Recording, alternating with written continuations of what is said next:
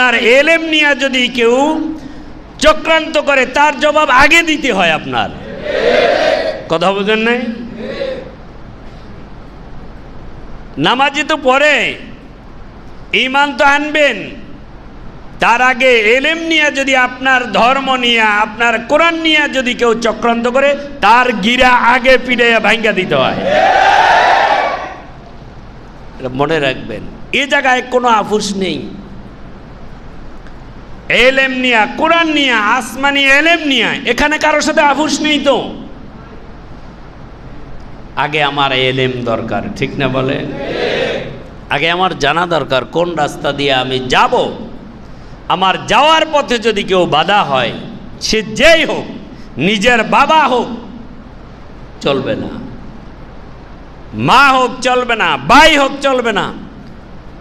তাই জন্য মনে রাখবেন, কোরআনের পথে যদি বাধা হয়, যে হবে তার গিরা আগে ভাঙ্গা ছাজ করে দিতে হবে। মুসলমান কিন্তু কাউকে আগে আঘাত করে না, কিন্তু মুসলমানদের ধর্মের উপরে, কোরআনের উপরে যদি কেউ আঘাত করে, মুসলমান তখন আর পিছু হটে না, তারে সোজা কইরা এরপরে ছেড়ে দেয়। এই জন্য মহতারাম, বড় দুঃখের বিষয়, কোরআনের কথা আপনারা শুনবেন, সারা জীবন কোরআনের কথা শুনবো আর মানব, সেই কোরআন নিয়েই যদি ছিনেমিনে হয়, সেটা বাংলা কেন গোটা পৃথিবীর কোনো মুসলমান বরদাস্ত করবে না, কখনো করবে না, ঠিক না বলেন? এই জন্যে সময় আসতেছে, এই বাংলার জমিনে এই কোরআনের অপমান, নবীজির অপমানের জবাব নাই। শুধু বাংলার জমিনে একদিন এই নাস্তিকদের বিচার মুসলমানরা করবে যদি ইমানদার হয়। ইমান নিয়া কবরে যদি যেতে চান, সময় সাপেক্ষের জবাব অবশ্যই দিতে হবে। সময় আসতেছে মুসলমান, ঘরে বৈশা থাকলে কাজ হবে না, ঘরে বৈশা তাসবিহ জপলে কাজ হবে না। যেখানে যেটার প্রয়োজন ইসলামের জন্য সেটা করতে হবে। বিশ্বনবী নিজেই তো করেছেন, ঠিক না বলেন? আপনি যদি কোরআন বিরোধী হয়ে থাকেন, নবী বিরোধী হয়ে থাকেন, তাহলে আপনি ওই দলেরটাই হয়ে যান, ঠিক না বলেন?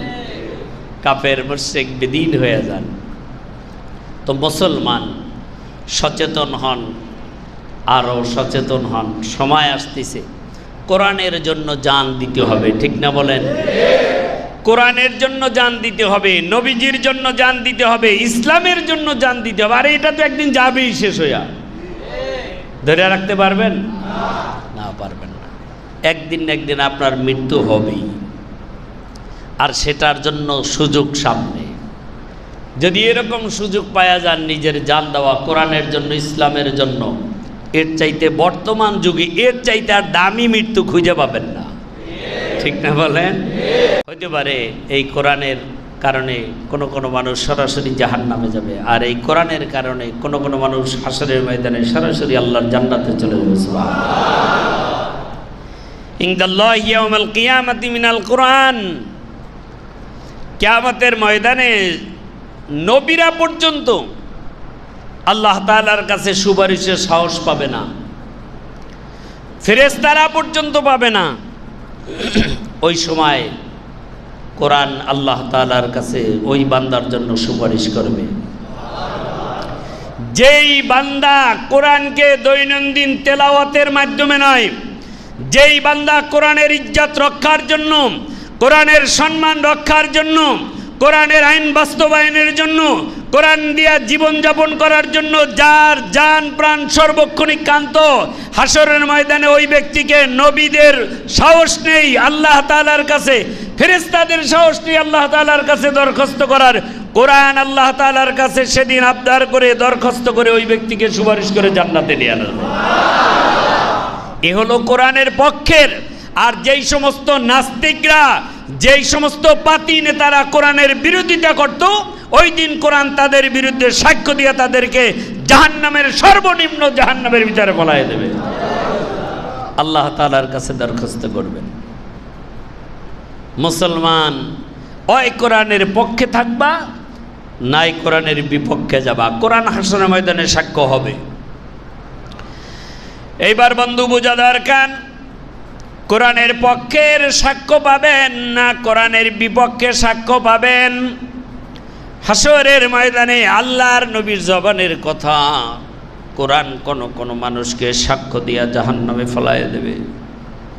তোমার জবানের কারণে যদি কোরআন অপমান হয়, হাসরের ময়দানে কোরআন সাক্ষ্য দিয়ে তোমারে জাহান্নামের দিকে নিয়ে যাইবে। আল্লাহর কোরআন যেখানে সাক্ষ্য দিবে সেখানে আর দ্বিতীয় সুপারিশ করে তোমারে জান্নাতে নেওয়ার মতো সুযোগ আর থাকবে না। ও বন্ধু, কোরআন এমন একটা আসমানি কিতাব যেটা লাউহে মাহফুজের ভিতরে ছিল। এই জন্যে কোরআনকে জিজ্ঞাসা করবে, কোরআন কোথায় ছিল? কোরআন বলবে বাল হুয়া কুরআনুম মাজিদ ফি লাউহিম মাহফুজ। আমি ছিলাম লাউহে মাহফুজের ভিতরে। কোনো মুফাসসির লেখে এই পৃথিবী বানানোর 50,000 বছর আগে আল্লাহ কোরআন বানাইছেন। সুবহানাল্লাহ। লম্বা কথা বন্ধু, জুমার দিনের সুযোগ নাই। এই জন্য উপরের জগতের ভিতরে সবচাইতে দামি জায়গা হয়েছে লাউহে মাহফুজ। দামি জায়গা। আল্লাহ এই কোরআনকে দামি জায়গা ছাড়া অন্য কোথাও রাখে নাই। দামি জায়গার ভিতরে আল্লাহ তাআলা সংরক্ষণ করছেন। কারণ কোরআন হয়েছে এক দামি, যেই কোরআন যেই জায়গার ভিতরে যায় লাগে সেই জায়গাটাও দামি বানায়। এই জন্য সবচাইতে দামি জায়গা আল্লাহ ওই কোরআনকে রাখছেন। আল্লাহ ওখান থেকে জমিনে যখন কোরআন পাঠাবেন, আল্লাহ সবচাইতে দামি ফেরেশতা জিবরাইলের মাধ্যমে পাঠাইছেন। ও মুসলমান, আল্লাহ কোরআন নাজিল করবেন জমিনের ভিতরে। এই জন্যে স্বাভাবিক কোনো মাসে আল্লাহ পাঠায় নাই। সবচাইতে দামি মাস রমজান মাসে আল্লাহ তাআলা কোরআনকে নাজিল করেছেন। আল্লাহ কোরআনকে স্বাভাবিক কোনো রাত্রে নাজিল করেন নাই। সবচাইতে দামি রাত্র লাইলাতুল কদরি খায়রুম মিন আলফি শাহর। 1000 মাসের চেয়ে উত্তম রাত্র, সেই দামি রাত্রে আল্লাহ কোরআন নাজিল করছেন। আল্লাহ তাআলা এই কোরআনকে অন্যান্য নবী রাসূল পয়গম্বরদের কাছে দেয় নাই। সবচেয়ে দামি কালামুল্লাহ। এই জন্য আল্লাহ রাব্বুল আলামিন 1,24,000 নবী রাসূলদের ভিতরে সবচেয়ে দামি নবী, দামি রসুল আমাদের নবী মুহাম্মদুর রাসূলুল্লাহ সাল্লাল্লাহু আলাইহি সাল্লামের কাছে কোরআনটা আল্লাহ তাআলা দিয়েছেন। ও বন্ধু, আগের যুগের যত উম্মত গেছে সেই উম্মতদের কাছে কোরআন দেয় নাই। বাবা আদমের উম্মতের কাছে কোরআন দেয় নাই। পয়গম্বর মূসার উম্মতের কাছে কোরআন দেয় নাই। পয়গম্বর ইব্রাহিমের উম্মতের কাছে কোরআন দেয় নাই। পয়গম্বর ঈসার উম্মতের কাছে কোরআন দেয় নাই। পয়গম্বর জাকারিয়া আলাইহিস সালামের উম্মতের কাছে কোরআন দেয় নাই। তোমরা বড় শ্রেষ্ঠ উম্মত, তোমরা নবীজির দামি উম্মত। এই পৃথিবীর শুরু থেকে আজ পর্যন্ত যত নবী রাসূল আসছেন সবচাইতে নবী মুহাম্মদুর রাসূলুল্লাহ সাল্লাল্লাহু আলাইহি সাল্লামের উম্মতেরা বড় দামি। এই উম্মতেরাই আগে জান্নাতে যাইবে। এই জন্য আমার আল্লাহ এই দামি উম্মতের কাছে দামি কোরআনটা তোমাদের হাতে দিয়েছে। দামি নবীর কাছে দামি কোরআন দেয়। দামি একটা জায়গা হেরা গুহা, সেই জায়গায় কোরআন নাজিল করেন। আর সমস্ত উম্মতের মধ্যে দামি উম্মত আমাদের নবীর উম্মত তাই তোমাদের কাছে দামি কিতাবটা দিয়েছে আল্লাহ। অথচ আজকের সেই কিতাব যদি ডাস্টবিনের মধ্যে পড়ে যায়, সেই কিতাব যদি কোনো মূর্তির কদমের নিচে পড়ে যায়, ও মুসলমান, এ তো কোরআনকে মূর্তির কদমে নয়, গোটা বিশ্বের সব মুসলমানকেই মূর্তির কদমের নিচে ফালাইয়া দিল। শুধু কোরআনকেই না, এর দ্বারা বুঝাই দিল গোটা বিশ্বের সব মুসলমানকে মূর্তির কদমের নিচে আজকের ফালাইয়া দিছে। তাই কিসের মুসলমান দাবি করে বসে রইলা? প্রস্তুতি নাও, এমনও ডাক আসতে পারে কোরআনের ইজ্জত রক্ষার জন্য নিজের নামটা কোরআনের রক্ষার জন্য শহীদের লিস্টে দেওয়া লাগতে পারে। যেই দেশের বিদারে 85 মুসলমানের দেশ, সেই দেশের বিদারে কোরআন মাথার উপরে রাখা হয়, মাথার উপরে কোরআনকে দৈনন্দিন চুমা দেওয়া লাগে, কোরআনকে দৈনন্দিন বুকের ভিতরে নেওয়া হয়, কোরআন দৈনিক জবান দিয়া তেলাওয়াত করা হয়। কোরআনকে যেখানে রাখা হয় উঁচু জায়গার ভিতরে রাইখা পড়া লাগে, কাঠ দিয়া বানানো হয়, নসিদ কোনো বালিশের উপরে উঁচু জায়গার ভিতরে রাইখা পড়া লাগে, যাতে বইসে বইসে তেলাওয়াত করলে এটা নিচু না হয়, নিচু জায়গায় না পড়ে। এটা কোরআনের সম্মান, কোরআনের ইজ্জত। ও মুসলমান, মনে রাখতে হবে সেই কোরআনকে ইজ্জত দেওয়া, কোরআনকে হেফাজত করা, কোরআনের সম্মান রক্ষা করা। ও মুসলমান, এটা আপনার আমার কাজ। আজকে আপনার চোখের সামনে মাথার কোরআন যদি পায়ের নিচে চলে যায়, মুসলমান, আগেকার যুগের মানুষ যদি কোরআন উপরে রাখত, ঘটনাক্রমে যদি পড়ে যাইতো, আগেকার যুগের মানুষ এর সদকা দিত, তওবা করে কান্ত, আল্লাহ কোরআনটা হাতের থেকে নিচে পড়ে গেছে, না জানি কোন অপরাধ হয়ে গেছে, না জানি কত বড় ভুল করে ফেলাইছি। আর আজকের সেই কোরআন যদি ডাস্টবিনে ফেলানো হয়, আজকে যদি সেই কোরআন মূর্তির কদমের নিচে দেওয়া হয়, তোমার আমার মতো মুসলমান জমিনে থাইকা লাভ কি? ঠিক কিনা বলেন? কারণ কোরআন এমন এক দামি, আল্লাহ তাআলা এই দামি কোরআনকে আপনার আমাকে দিয়া আপনাকে আমাকে দামি বানাইছেন। এই জন্য বিশ্বনবী বলেছেন, কোরআনের ইজ্জত যারা রক্ষা করে, কোরআনের সম্মান যারা দেয়, কোরআনের সঙ্গে যারা আদব দেখায়, কোরআনের সঙ্গে বেয়াদবি করতে গিয়া কত নাস্তিক, কত মুরতাদ এই জমিনের ভিতরে বাস্তব প্রমাণ দেখাইয়া দিয়েছেন। অথচ এই কোরআনকে আল্লাহর নবীর যুগে কাফেরেরা পর্যন্ত ভয় পাইত, ইজ্জত করত। কাফেরেরাও ভয় পাইত। গভীর রাত্রে এই কোরআন তেলাওয়াত শোনার জন্য কাফেররাও মুসলমানের ঘরের কিনারায় বেড়ার সঙ্গে ওয়ালের সঙ্গে কান লাগায় লাগায় শুনত। ও মুসলমান, আজকের তোমার আমার চোখের সামনে যদি এই কোরআন আজকের এত হেয় প্রতিপন্ন হয়ে যায়, নিচু হয়ে যায়, হাসরের ময়দানে যদি আল্লাহ রব্বুল আলামিন তোমারে আমারে জিজ্ঞাসা করে, বান্দা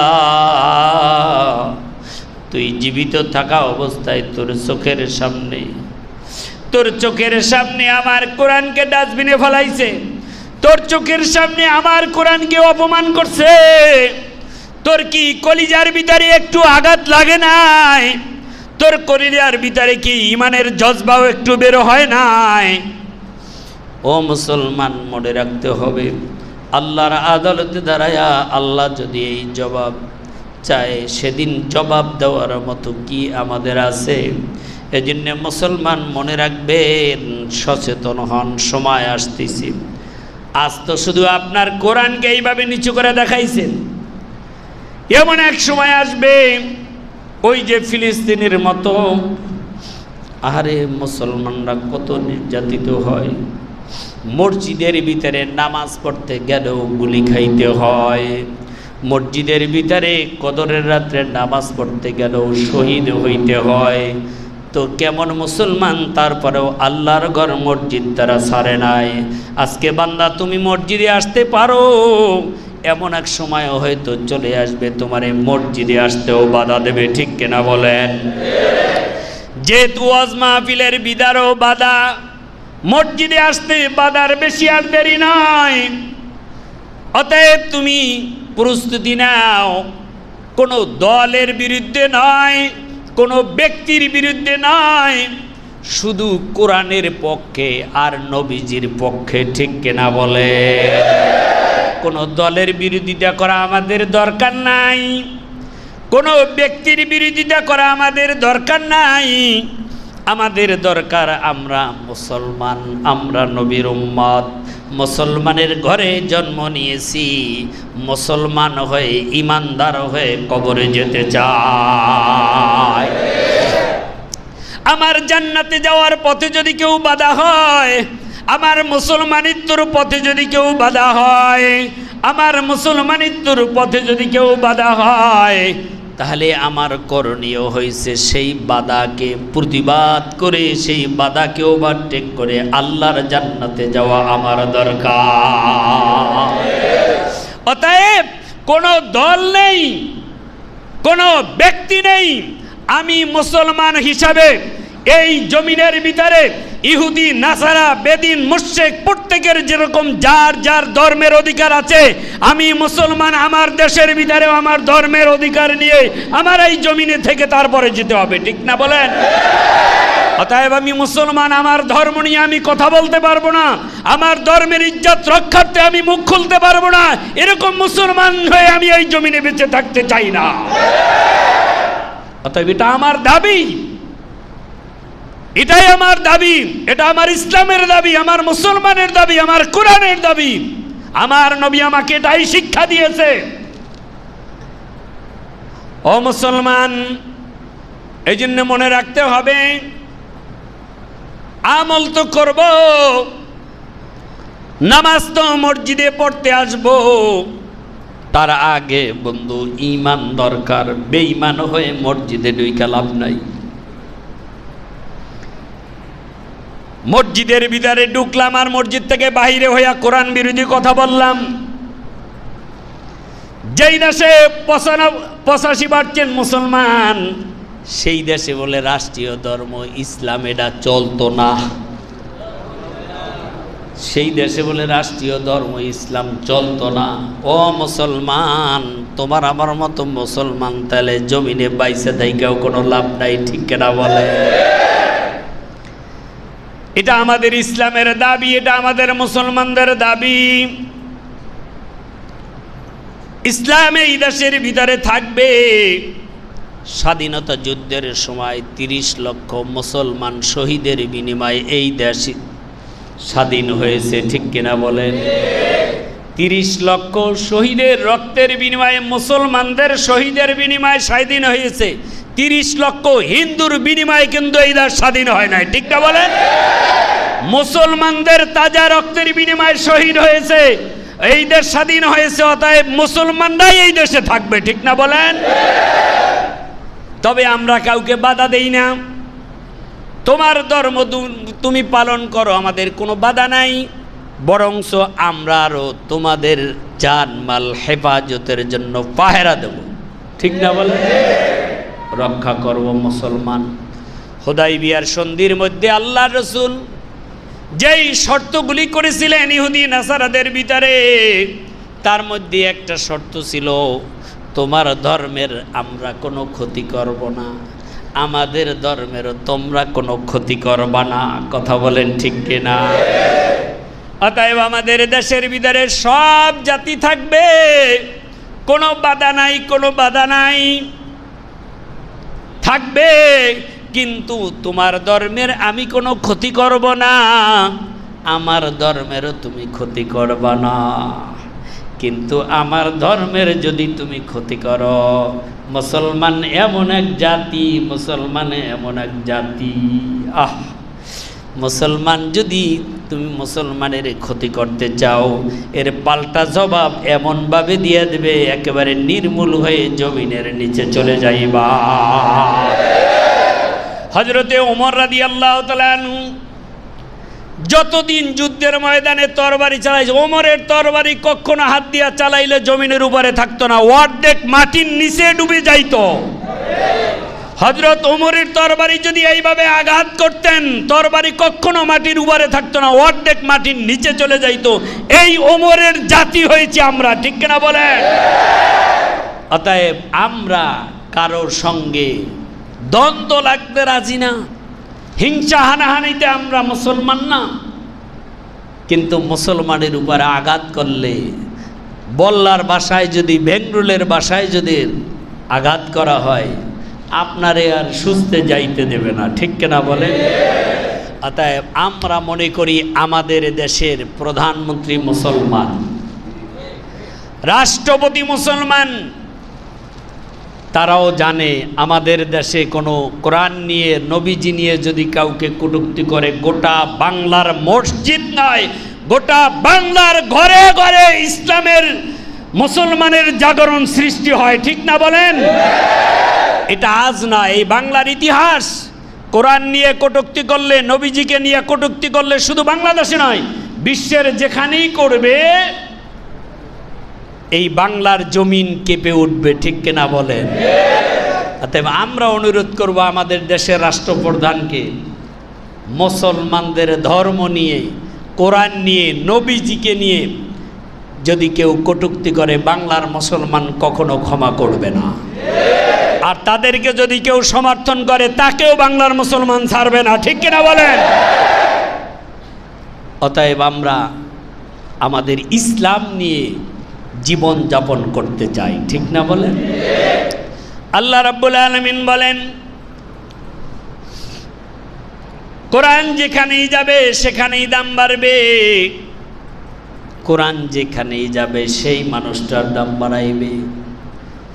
কোরআন আগে তোমার কাছে ছিল না, তুমি চোর ছিলা, চোর, তোমার কাছে কোরআন যাবে, তুমি আর চোর থাকতে পারবে না, ভালো হয়ে যাবে। সুবহানাল্লাহ।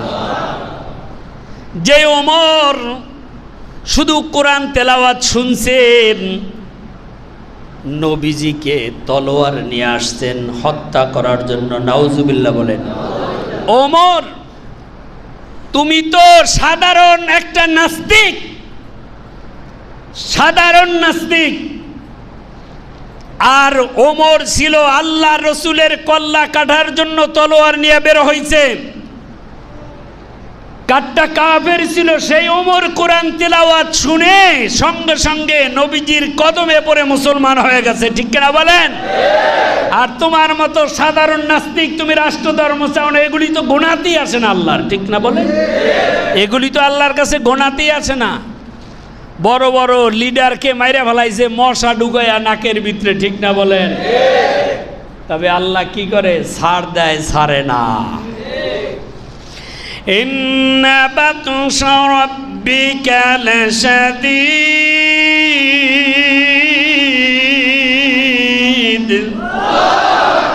আল্লাহর ধরা বড় শক্ত ধরা।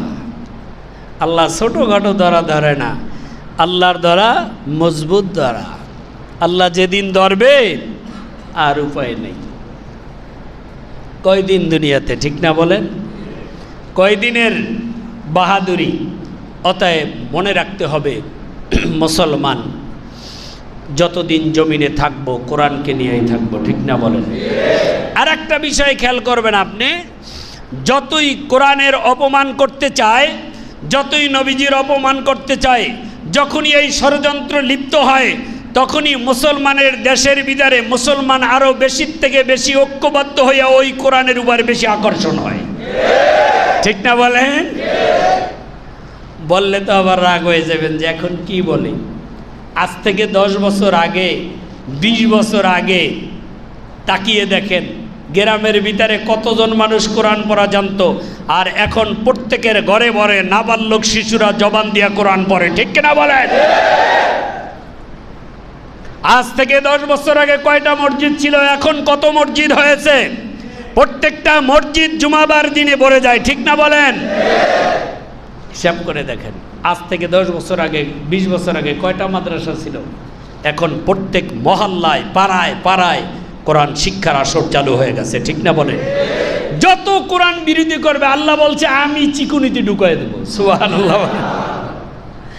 আল্লাহ রাব্বুল আলামিন বলেছেন, ও মুসলমান, এই কোরআনকে হেফাজত করার দায়িত্ব নিয়েছি আমি, কিয়ামত পর্যন্ত আমি হেফাজত করব। আল্লাহু আকবার। ছোট্ট একটা ঘটনা আপনাদেরকে শোনায় দিই। ইংরেজরা একবার ষড়যন্ত্র করলো ভারতবর্ষে, গোটা বিশ্বের ভিতরে এখনো সর্বোচ্চ ইসলামিক গবেষণা কেন্দ্র হয়েছে ভারতের দেওবন্দে। চিন্তা করল তারা ভারতবর্ষ থেকে কিভাবে কোরআনকে নির্মূল করে দেওয়া যায়। নির্মূল করার জন্য ওই পশ্চিমা দেশ থেকে দাড়ি রাইখা টুপি মাথায় দিয়া জুব্বা পরে চলে আসছে ভারতবর্ষে। আইসা বন্দুক গোয়েন্দা আইসা লাইব্রেরির ভিতরে ডুইকা টাকা তো নিয়ে আসছে, যত লাগে তত, সব কোরআনগুলিরে কেনা শুরু করছে। পাইকারি রেটে সব কিনে, যে সমস্ত লাইব্রেরির ভিতরে কোরআন পাওয়া যায় সব কিনে কিনে নিয়ে রুমের গোডাউনের ভিতরে আটকায়া তার ধারণা এগুলি সব পুরে সরকার করে দিবে, মুসলমান যেন কোরআন আর পড়তে পারে না।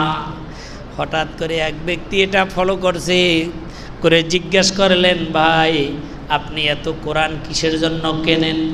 এত কোরআন দিয়ে আপনি করবেন কি? ঘটনাক্রমে তার সঙ্গে সম্পর্ক লাগায়া জানতে পারলেন, কই কোরআনগুলি এত সংগ্রহ করার কারণ হচ্ছে ভারতবর্ষের থেকে সব কোরআনগুলি আগুন দিয়া পুড়ে ফেলাইলে যেন মুসলমানরা কোরআন পড়তে পারে না। আর মুসলমানরা কোরআন পড়তে না পারলেও তাদের ইমানি শক্তি আস্তে আস্তে দুর্বল হয়ে যাবে। ওই বেচারা ডেকে বললেন, ও আল্লাহর বান্দা, আমার সঙ্গে চলেন। আপনি তো লাইব্রেরির কোরআন কিনতে আছেন, এটা কাগজে লেখা মাত্র কোরআন, আপনি তো বাস্তব কোরআন তাহলে দেখেন নাই। এইটা পুইরা আপনার কোনো লাভ নাই। আপনি যদি পারেন বাস্তব কোরআনকে পড়লে আপনি লাভবান হইতে পারবেন। বলে বাস্তব কোরআন আবার কাকে বলে? এই লাইব্রেরিতে যেটা পাওয়া যায় এটাই তো কোরআন। বলে না, এটা তো মাত্র প্রেস থেকে ছাপানো কোরআন। বাস্তব কোরআন আপনি যদি দেখতে চান আমার সঙ্গে আসেন। দিল্লির জামে মসজিদের পাশেই একটা দোতলা বিল্ডিং, ছোট্ট একটা মাদ্রাসা। বলে আপনি এখানে বসেন, আমি একটা জ্যান্ত কোরআন নিয়ে আসি, একটা বাস্তব কোরআন আপনার সামনে নিয়ে আসি। ছোট্ট একটা বাচ্চা ধরে নিয়ে আসছি। এইবার ছোট্ট বাচ্চাকে বললেন, বাবা তুমি সূরা ফাতিহা থেকে তেলাওয়াত শুরু করো। আর ইহুদি বেচারা ও জায়গায় বসে বসে কোরআন তেলাওয়াত শুনতেছি। ঘন্টা সে ঘন্টা পার হয়ে গেছে। এক এক করে জবান থেকে মাওলা পাকের কোরআন বের হইতেই আছে। 2 ঘন্টা শোনার পরে ওই ইহুদি ডাক দিয়া বলে, ও আল্লাহর বান্দা, আর দেরি করার দরকার নাই, আমি তো এই কোরআন শুনবো, পুরাটাই শুনবো, তবে তার আগে আমারে আগে মুসলমান বানায়া দাও। বাস্তব কথা ইতিহাস থেকে বলেছি। মুসলমান হয়ে গেলেন, নিজেই কোরআন পড়া শিখলেন। আর চিন্তা করলেন, হাজার হাজার লক্ষ লক্ষ কপি লাইব্রেরি থেকে কোরআন নিয়ে যদি পুড়ে ফেলাই কোনো লাভ নাই। কারণ এই জীবিত কোরআন, বাস্তব কোরআন যেটা সিনার ভিতরে ঢুকে গেছেন, এগুলি তো খুঁজা বের কইরা পড়া আমার পক্ষে সম্ভব না। নিজেই মুসলমান হয়ে গেলেন। এইবার যখন নিজের দেশে কিছুদিন পরে গেলেন, যাই বলে, তোমারে কোন কাজে পাঠাইছি, তুমি কি কাজ করছো? আমারে যেই কাজে পাঠাইছেন সেই কাজের পক্ষে আমি আর নাই, অর্থাৎ সেই কাজের বিপক্ষে আমি আর নাই। আমি এখন পক্ষে হইয়া আমার দেশের মধ্যেও এই কোরআন চালু করতে চাই। ও ইহুদি নাসারা, বেদিন, মুশরিক, নাস্তিকরা, সাবধান হয়ে যাও। মনে রাখবা এ আসমানের এমন এক কিতাব আল্লাহ জমিনে দিয়েছেন, এই কোরআন কখনো নির্মূল করা সম্ভব নয়। বরং যারাই নির্মূল করতে চাইবা, আস্তে আস্তে ইতিহাস প্রমাণ, সময়ের অপেক্ষা করো, তোমরাই দেশের থেকে নির্মূল হইয়া যাইবা। কোরআনের বিরুদ্ধে যিনি লাগবা, হাদিসের বিরুদ্ধে যিনি লাগবা, আল্লাহর নবীর বিরুদ্ধে যিনি লাগবা, মনে রাখবা ইসলামের কিছুই করতে পারবা না, কোরআনের কিছুই করতে পারবা না, হাদিসের কিছুই করতে পারবা না, আমার নবীর বিরুদ্ধে লাইগা কিছুই করতে পারবা না। বরঞ্চ তোমরা এমন নির্মূল হয়ে যাবা, তোমাদের নির্মূলের ইতিহাস এই জমিনে থাকবে। অতএব মুসলমান, কোরআনকে আমরা আমাদের নিজের জানের চেয়েও বেশি ভালোবাসি, কোরআনকে আমার বাবার চেয়েও বেশি ভালোবাসি, কোরআনকে আমার মায়ের চেয়েও বেশি ভালোবাসি, কোরআনকে নিজের সন্তানের চেয়েও বেশি ভালোবাসি। কারণ যেই কোরআন দিয়েই তো আমার মায়ের সেবা শিখাইলো, যেই কোরআন আমার বাবার সেবা আমাকে শিখাইলো, যেই কোরআন আমাকে মুরাব্বিদের সম্মান করা শিখাইলো, যেই কোরআন আমাকে জান্নাতের পথের দিকে নিল, যেই কোরআন দিয়া আমি আল্লাহর পরিচয় পাই, যেই কোরআন দিয়া আমার নবীর জীবনী পাই, যেই কোরআন দিয়া আমি সঠিক পথ পাই, যেই কোরআন দিয়া আমি হালাল হারাম পাই, এই কোরআন যদি আল্লাহ না করুক, এই কোরআন যদি আমরা না পাইতাম, ও বন্ধু মনে রাখবা, তাহলে মানুষগুলাও পশুর মতো, কুকুরের মতো রাস্তাঘাটে অহরহ জেনা ব্যভিচারে লিপ্ত হইয়া যাইত।